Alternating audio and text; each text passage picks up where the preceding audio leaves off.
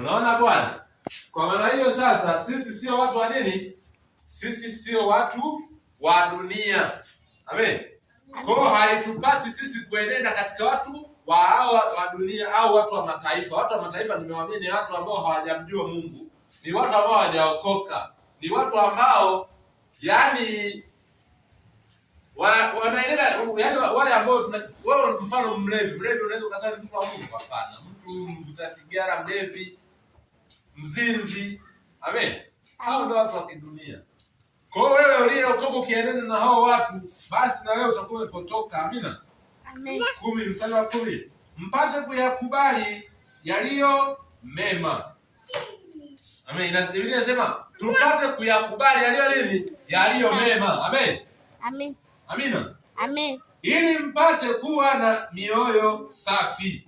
Yaani tukiyakubali yaliyo mema, tunakubali kuwa na mioyo iliyo safi, sio kuwa na mioyo michafu, kwa sababu tumekubali mema ya Mungu, mema ya Yesu Kristo. Kwa hiyo hatuwezi kuwa na mioyo yenye mambo ya ajabu ajabu. Amina. Amen. Yaani inakuwa ni safi kabisa, bila kosa mpaka siku ya Kristo. Yaani tukishakuwa na hivyo na mema, hatutakuwa na makosa mpaka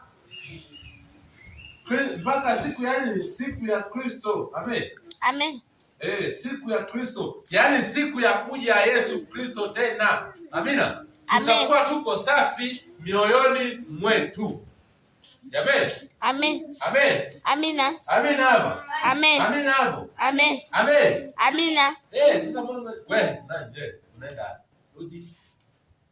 Unaondoka tu na promo. Haya, njoni. Amina. Amen. Hali mmejazwa matunda ya haki. Yaani ukishakuwa na roho safi, moyo safi, halafu umeshajazwa matunda ya Roho Mtakatifu, matunda yenye amani, matunda ya haki kwa njia ya Yesu Kristo, kwa utukufu na sifa ya Mungu. Amen.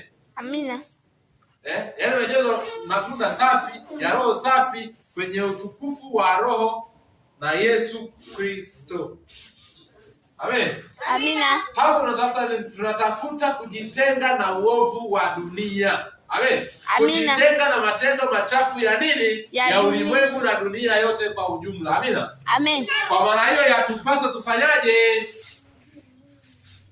Tusiwe karibu na watu wa dunia, kwa sababu ushawishi mkubwa au